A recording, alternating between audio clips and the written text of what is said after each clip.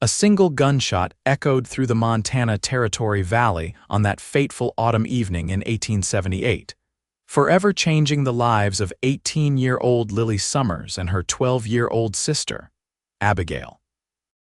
They huddled beneath the flimsy wooden table of their small homestead cabin, as the sounds of violence unfolded around them, the last desperate stand of their father against the ruthless cattle baron who had tormented their family for months. Lily pressed her sister's face against her shoulder, covering her ears as best she could. "Don't listen," she whispered, her own tears falling into Abigail's auburn hair. "Just think of Mama's songs." When silence finally descended upon their home, Lily knew with terrible certainty that they were alone in the world. Their mother had succumbed to fever the previous winter, and now their father, the stubborn, principled man who had brought them west with dreams of building a new life, lay still on the porch steps. Morning came with cruel brightness. They had spent the night in fearful silence, and when Lily finally gathered the courage to venture outside, she found her father where he had fallen, defending his family to his last breath. She couldn't bear to let Abigail see him this way. With trembling hands, she covered him with a blanket before returning inside. "We need to go," she told her sister, forcing strength into her voice. "Pack only what you can carry." But Abigail wouldn't move. She sat on the floor beside their father's rocking chair, her small shoulders shaking with silent sobs. "Where will we go, Lily? There's nowhere left." The truth of her sister's words struck Lily like a physical blow. Their nearest neighbors were miles away, and the town of Silver Creek was a full day's journey by wagon, a wagon they no longer had, as the attackers had taken their horses.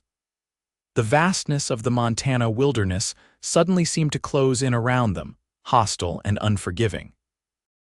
Lily knelt beside her sister. "We'll find our way, Abby, we always do." They gathered what food they could carry, their father's old revolver with the few remaining bullets and a handful of precious keepsakes, their mother's locket, their father's pocket watch. With no time to properly bury their father, Lily covered him with stones near the oak tree where their mother rested, promising to return someday. The sisters began their trek toward Silver Creek with the morning sun at their backs. Lily kept up a steady stream of conversation, pointing out wildflowers and sharing stories from the books their mother had read to them, desperate to distract Abigail from their grim reality.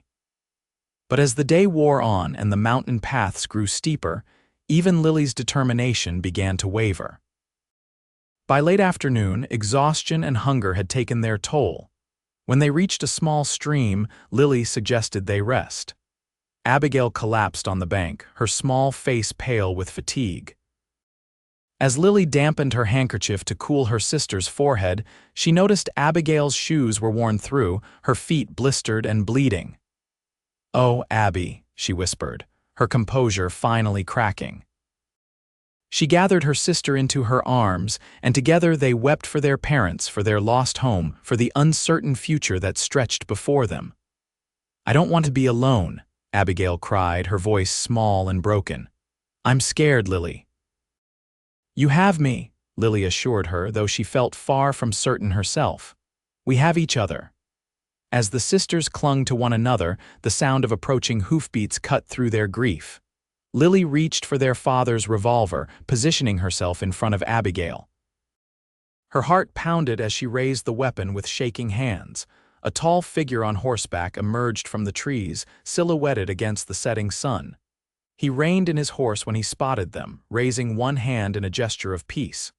"Easy now," came a deep, steady voice. "I mean you no harm." The stranger dismounted slowly, keeping his distance. As he stepped forward, Lily could see he was young, perhaps in his mid-20s, with sun-bronzed skin and eyes the color of the Montana sky. He wore the dust-covered clothes of a cattleman, a worn Stetson pushed back on his head. "Name's Yates Harrington," he said, his gaze taking in their bedraggled appearance and Lily's protective stance. "I've got a camp set up just over that ridge, spotted your smoke signal." Lily frowned in confusion, then realized he meant their tears. She quickly wiped her face with her sleeve, keeping the revolver steady. "We didn't signal anyone." A hint of a smile touched his lips. "Figure of speech, madam. Couldn't help but notice you two seemed to be in some trouble." His eyes moved to Abigail, huddled behind her sister, then back to Lily. "Whatever's happened, I'd like to help if you'll let me." Lily hesitated. Her father had taught her to be wary of strangers, especially in these lawless territories. But Abigail was exhausted, her feet too injured to continue much farther, and night was falling fast. "My sister needs rest," she finally said, lowering the gun slightly. "And food." Yates nodded, his expression serious. "I've got both at my camp. My horse can carry the little one." "Her name is Abigail," Lily said. "And I'm Lily Summers." "Miss Summers," he acknowledged with a slight bow. "Would you and Miss Abigail do me the honor of sharing my campfire tonight? I promise you'll be safe." Lily studied him for a long moment.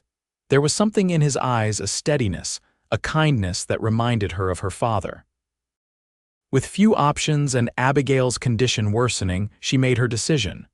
"We accept, Mr. Harrington." Yates's camp was modest but well-organized, a small fire, a coffee pot, and supplies neatly stowed in saddlebags. He helped Abigail down from his horse with gentle hands, setting her on a bedroll near the fire. "Been riding this territory for 2 weeks," he explained as he prepared a simple meal of beans and salt pork. "Scouting land for my uncle's ranch. He's expanding north from Wyoming." "You're far from home," Lily observed, carefully tending to Abigail's feet with water from Yates's canteen. "Home is a relative term these days," he replied, stirring the pot.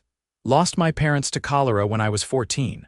Uncle Jeb took me in, taught me ranching. Been moving with the herds ever since." Lily met his eyes across the fire, recognizing the shadow of grief she carried in her own heart. "We lost our mother last winter, and our father," her voice caught, "yesterday." Yates's expression softened with understanding. "I'm sorry for your loss, Miss Summers." After they'd eaten, Abigail fell asleep almost immediately, curled up in Yates's spare blanket. Lily sat beside her sister, stroking her hair as she slept. "Those men who killed our father," she said quietly, staring into the flames. "They work for Victor Caldwell. He wants our land, says it blocks his cattle drive route." Yates's jaw tightened. "Caldwell has a reputation, not a good one. Father refused to sell, said a man doesn't surrender what's rightfully his." Lily's voice trembled. "Now he's gone and we have nothing." "You have each other," Yates said gently. "And right now, that's something powerful."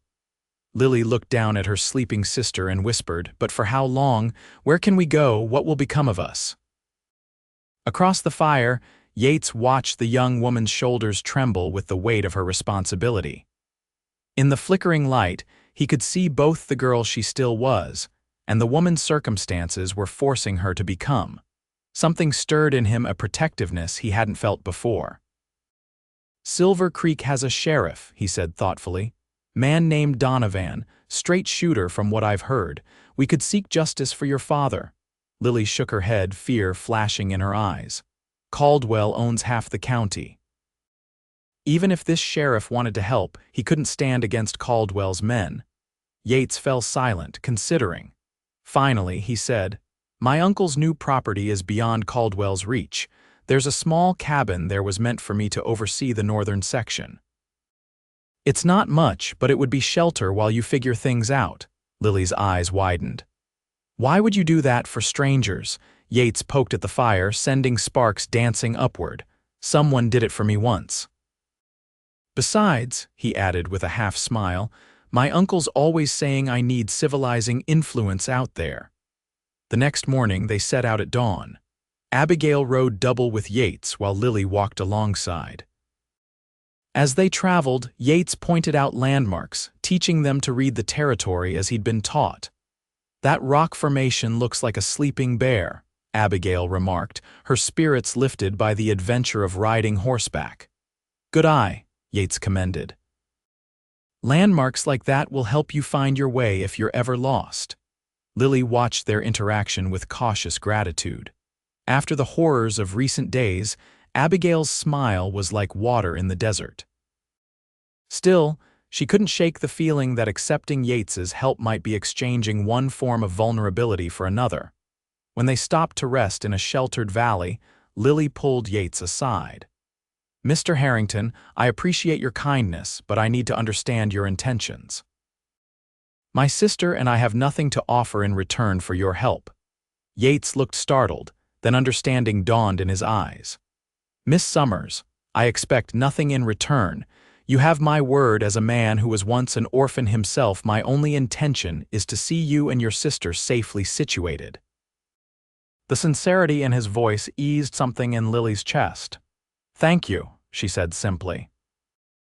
As they continued their journey, Lily found herself studying Yates when he wasn't looking the confident way he sat his horse, the gentleness with which he helped Abigail, the strength in his hands as he cleared obstacles from their path. Despite her best efforts to maintain distance, she found herself drawn to his quiet competence and unexpected kindness. On their third day of travel, they encountered trouble. A spring storm rolled in with little warning, turning the mountain path treacherous with mud and reduced visibility.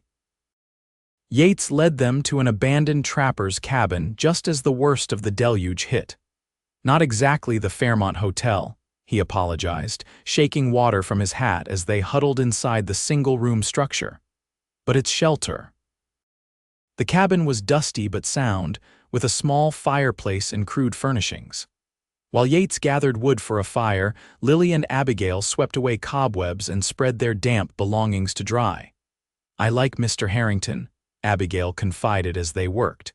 "He reminds me of Father Strong but not scary." Lily smiled despite herself. "He's been very kind." "And he looks at you the way Father used to look at Mother," Abigail added with the innocent perception of youth. Lily's cheeks warmed. "Don't be silly, Abby. Mr. Harrington is just being a gentleman." But that evening, as they sat before the fire while rain lashed the cabin walls, Lily found herself acutely aware of Yates's presence, the way the firelight caught in his hair, the shadow of stubble along his jaw, the quiet intensity of his gaze when it met hers. He told stories to entertain them, tales of cattle drives and frontier towns, adventures and misadventures that had Abigail giggling and even Lily laughing despite herself. There was a natural ease to him, a lack of pretension that made it difficult to maintain her guard. "What about you, Miss Summers?" he asked during a lull in conversation. "What brought your family to Montana?" Lily traced patterns in the rough wooden floor with her finger. "Father was a teacher back east, but he always dreamed of the frontier. Mother was reluctant at first, but she loved him enough to follow his dream." A sad smile touched her lips. They were devoted to each other. Even when things were difficult, they faced it together. "A rare thing," Yates commented softly. "My parents were the same way." Makes a lasting impression on a child. Their eyes met across the small space, and something unspoken passed between them, a recognition of shared values, of understanding what it meant to witness true partnership. The storm continued through the night and into the next day, confining them to the cabin. Yates ventured out briefly to tend to his horse and returned with a rabbit he'd managed to trap. Together, they prepared a stew that filled the cabin with savory aromas. As they ate, Abigail asked, "What's it like on your uncle's ranch, Mr. Harrington?" Yates's face brightened. "It's good country, open grassland with mountains to the west and a river running clear and strong through the property. The northern section, where we're headed, has pine forests and meadows filled with wildflowers come spring." "It sounds beautiful," Lily murmured. "It is." His eyes met hers again. "Lonely sometimes, but beautiful." When the storm finally broke, they continued their journey with a new easiness between them. Yates began teaching Abigail to ride properly, holding the reins herself while he walked alongside, and Lily found herself joining in their conversations more freely. On the evening of their 6th day together, they crested a hill to find a vista spread before them, rolling grasslands stretching toward distant mountains, with a ribbon of river glinting in the setting sun. "Harrington Land," Yates announced with quiet pride. "The cabin's just beyond that stand of cottonwoods by the river." The cabin proved larger than Lily had expected: 2 rooms with solid walls, a stone fireplace, and real glass windows. A covered porch wrapped around 2 sides, offering views of both the river and the mountains. "Uncle Jeb believes in building things to last," Yates explained as he showed them around. "He plans to establish a proper ranch here eventually." While Yates tended to his horse, Lily and Abigail set about making the cabin livable. They swept floors, aired bedding, and arranged their few possessions. By nightfall, the place already felt more like a home than Lily had dared hope. That night, after Abigail had fallen asleep in the smaller room, Lily joined Yates on the porch. The Montana night spread vast and star-studded above them, the soft rushing of the river providing gentle accompaniment to their conversation. "I can never repay what you've done for us," Lily said quietly. Yates leaned against the porch railing. "There's no debt between us, Miss Summers." "Lily," she corrected him. "After all we've been through, I think you can call me Lily." A smile touched his lips. "Lily then, and I'm Yates." Silence settled between them, comfortable rather than awkward. Finally, Lily asked the question that had been in her mind since they'd arrived. "What happens now?" Yates considered before answering. "I'll ride to the main ranch tomorrow. It's about half a day south. Let Uncle Jeb know you're here. He's a good man. He'll understand." He paused. "After that, it's up to you. You're welcome to stay as long as you need." "And you?" Lily asked, her voice barely above a whisper. "I'll be around," he said, his eyes finding hers in the darkness. "My job is to patrol the northern boundaries, check the water sources, keep an eye out for trouble. I've got a lean-to about a mile west that I use when I'm working," but he hesitated. "I'd feel better knowing you two weren't alone out here." The implication hung in the air between them. Lily felt a flutter in her chest that had nothing to do with fear or grief, a sensation she'd almost forgotten was possible. "We'd appreciate that," she said softly. The next morning, Yates rode out as planned, leaving them with supplies and his promise to return by nightfall. Lily and Abigail spent the day exploring their surroundings, gathering wildflowers to brighten the cabin and planning a garden plot for the spring. "Do you think we could stay here?" Abigail asked as they walked along the riverbank. "For good, I mean." Lily tucked a strand of hair behind her ear, considering her answer carefully. "I don't know, Abby, it's not our land. But Mr. Harrington likes having us here, I can tell." Lily smiled despite herself. "It's not that simple." "Because you're afraid?" Abigail asked with characteristic directness. The question caught Lily off guard. "Afraid of what?" "Of trusting him. Of believing we could be happy again." Lily stared at her sister, wondering when the child had become so perceptive. "Maybe," she admitted. "After losing mother and father, it's hard to imagine feeling secure again." Abigail took her hand. "I think they'd want us to try." That evening, when Yates returned, he brought news from the main ranch. "Uncle Jeb sends his regards," he reported as they sat down to the meal Lily had prepared. "Says you're welcome to stay as long as you need, and he'll be up to meet you when the cattle drive is finished next month." Relief washed over Lily. "That's very generous of him." "Also," Yates continued, reaching into his saddlebag, "he sent these."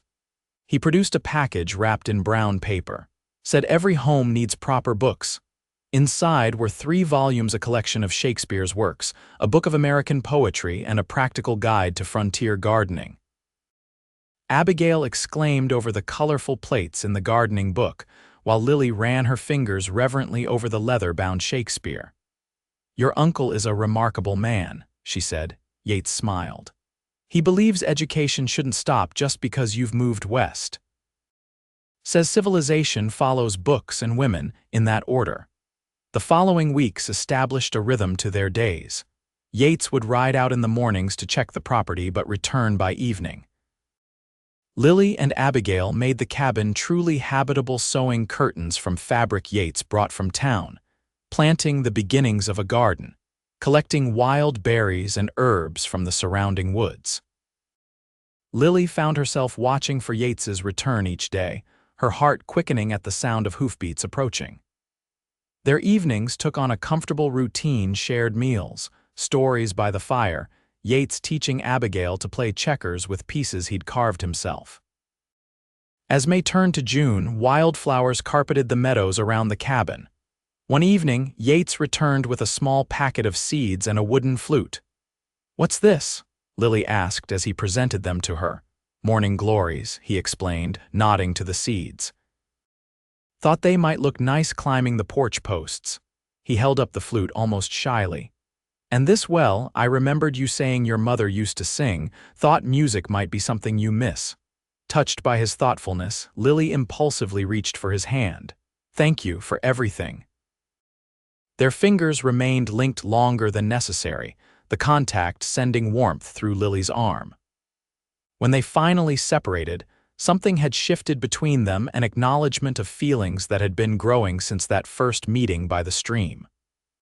That night, after Abigail was asleep, they sat on the porch as had become their custom. The air was heavy with the scent of pine and wildflowers, fireflies blinking like earthbound stars in the meadow beyond. "I've been thinking," Yates said after a comfortable silence. "Sheriff Donovan from Silver Creek is a friend of my uncle's. I could ride down there, tell him what happened to your father." Lily tensed. "Caldwell has influence, yes, but not everywhere and not with everyone." Yates turned to face her fully. "What happened to your family wasn't just wrong, Lily. It was murder. There should be justice. And if seeking justice puts Abigail in danger again, or you," her voice caught, "I couldn't bear it." Yates reached for her hand, his touch gentle but sure. "Some risks are worth taking. For the right reasons." Their eyes met in the moonlight, and Lily saw in his gaze a strength that called to something deep within her, not just the desire for protection, but for partnership. For the first time since her parents' deaths, she allowed herself to imagine a future not defined by loss. "Will you come with me?" Yates asked softly, "to speak to the sheriff? Your testimony would matter." Lily hesitated, then nodded slowly. "Yes, but Abigail can stay at the main ranch with Uncle Jeb and Aunt Martha. She'd be safe there." The plan was set in motion. They would travel south to the main Harrington ranch, then continue to Silver Creek, while Abigail remained under Jeb's protection. As they prepared for the journey, Lily noticed a change in Yates, a protective intensity that manifested in extra vigilance, in checking and rechecking his rifle, in scouting the trail ahead before allowing them to follow. The Harrington Ranch was impressive, a sprawling complex of buildings centered around a two-story main house. Jeb Harrington proved to be a boisterous, silver-haired man with Yates's same blue eyes and direct manner. His wife, Martha, a practical woman with a warm smile, immediately took Abigail under her wing. "Don't you worry about a thing," Martha assured Lily as they prepared to leave. "Your sister will be safe with us." Still, parting from Abigail was difficult. "I'll be back before you know it," Lily promised, holding her sister close. Abigail looked up at her with surprising composure. "I know, you and Mr. Harrington will make things right." The journey to Silver Creek took 2 days. As they rode into town, Lily was struck by how much it had grown since her family had passed through nearly 2 years before. New buildings lined the main street, and the sound of a piano drifted from the saloon. Sheriff Donovan's office was a modest building at the end of the street. The man himself was older than Lily had expected, graying at the temples with deep lines etched around his eyes and mouth. He listened to their story with grave attention, taking notes in a leather-bound ledger. "Caldwell's been pushing boundaries for years," the sheriff said when they'd finished. "But this killing a homesteader in cold blood that crosses a line even his money can't erase." "You'll investigate?" Yates asked. Donovan nodded grimly. "I'll need to gather evidence, take statements from neighbors. It won't be quick and it won't be easy." His eyes met Lily's. "And you, miss, you'd be the key witness. That puts you in a difficult position." "I understand," Lily said, straightening her shoulders. "But my father deserves justice." They took rooms at the town's small hotel, planning to remain until the sheriff had what he needed. That evening, Yates knocked on Lily's door, his expression serious. "Sheriff's deputy just brought news," he said when she let him in. "Caldwell's in town. Apparently he heard there was a Summers girl asking questions. Fear coiled in Lily's stomach. How could he know already? Small towns have big ears. Yates ran a hand through his hair. Lily, I think we should head back to the ranch tonight. And abandon the investigation, let my father's killers go free. She shook her head firmly. No, I won't be driven away by fear again. Yates studied her for a long moment, admiration and concern warring in his eyes. Then we face this together, but promise me you won't go anywhere alone. I promise. The following day brought confrontation. As Lily and Yates left the general store, a group of men blocked their path at their center, a heavy-set man with cold eyes and an expensive suit. Miss Summers, the man said, tipping his hat with mock courtesy. Victor Caldwell, I believe we have mutual business interests. Lily felt Yates tense beside her. We have nothing to discuss, Mr. Caldwell, she replied, her voice steadier than she felt. Caldwell's smile didn't reach his eyes. On the contrary, I understand you're making some rather serious accusations about my men. Unfortunate misunderstandings that could be cleared up for the right consideration. Are you attempting to bribe a witness, Caldwell? Yates asked, his hand resting near his holstered revolver. Caldwell's gaze shifted to Yates, assessing. And you must be young Harrington. Your uncle should teach you to mind your own affairs. Miss Summers's welfare is my affair, Yates replied evenly. Something dangerous flashed in Caldwell's eyes. You do well to reconsider your position, both of you. Some matters are better left settled, like my father's murder. Lily demanded, anger overcoming her fear. That will never be settled until justice is served. Caldwell stepped closer, his voice dropping to a menacing rumble. Your father was a fool who didn't understand the natural order of things. Don't make his mistake. Yates moved protectively in front of Lily. That's enough, Caldwell. The sheriff's been notified of your threats. Any harm comes to Miss Summers, he'll know exactly where to look. For a tense moment, violence seemed inevitable. Then Caldwell stepped back with a cold laugh. We'll see how this plays out. He tipped his hat again. Good day to you both. As Caldwell and his men walked away, Lily released a shaking breath. Yates turned to her, his face tight with concern. Are you all right? She nodded, though her heart was racing. Thank you for standing with me. His expression softened. Always, Lily. Always. The encounter with Caldwell accelerated the sheriff's investigation. Within days, he had gathered testimony from neighboring homesteaders who had witnessed Caldwell's men terrorizing the Summers property in the weeks before the murder. One man even admitted to seeing the shooting from a distance, too afraid to intervene. It's enough to bring charges, Sheriff Donovan told them. I've wired the territorial judge. He'll be here next week for the circuit court. As word spread through Silver Creek, the mood shifted. Other settlers who had suffered under Caldwell's tactics began coming forward with their own stories. What had seemed impossible days before challenging the cattle baron's power suddenly gained momentum, but danger still lurked. One night, as Lily and Yates returned from dinner at the town's small restaurant, shots were fired at them from the shadows. Yates pushed Lily to safety behind a water trough, returning fire until the unseen assailant fled. This ends now, Yates said grimly as they huddled in the sheriff's office afterward. You're not safe here, Lily. I can't leave, she insisted.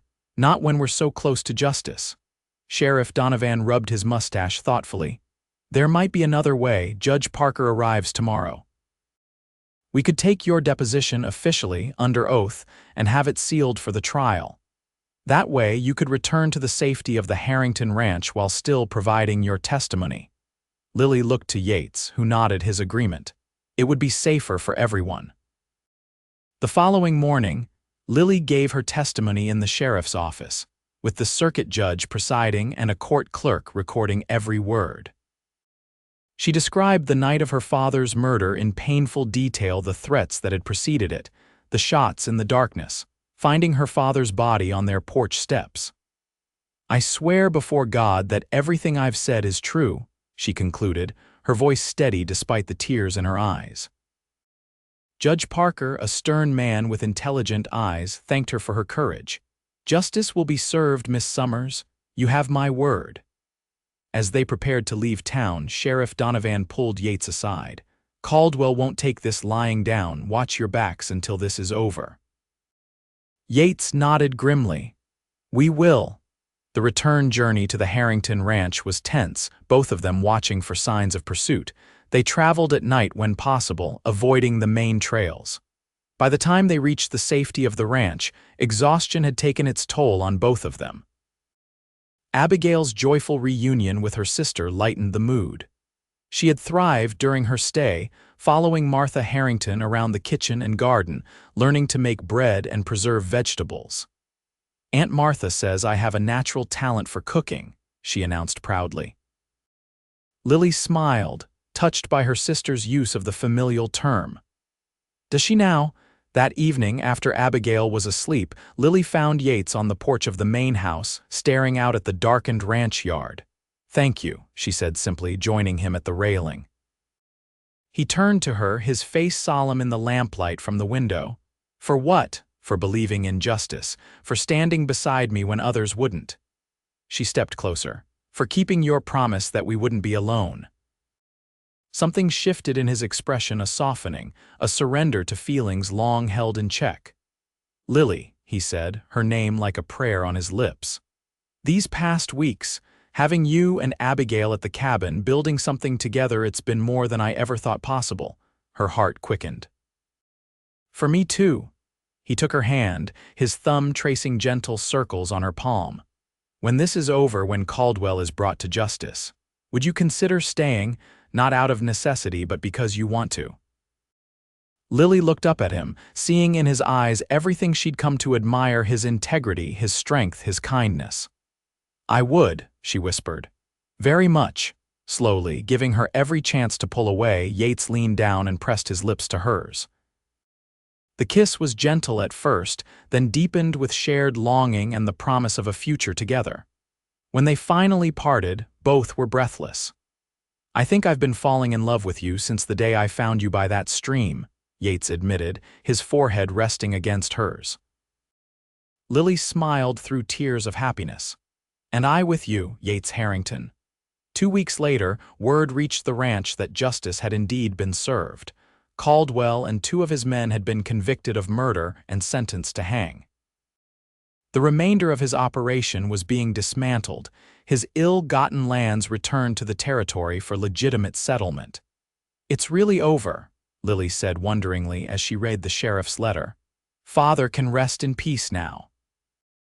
That evening, as summer's last light painted the mountains gold, Yates took Lily for a walk along the river that ran through the northern property.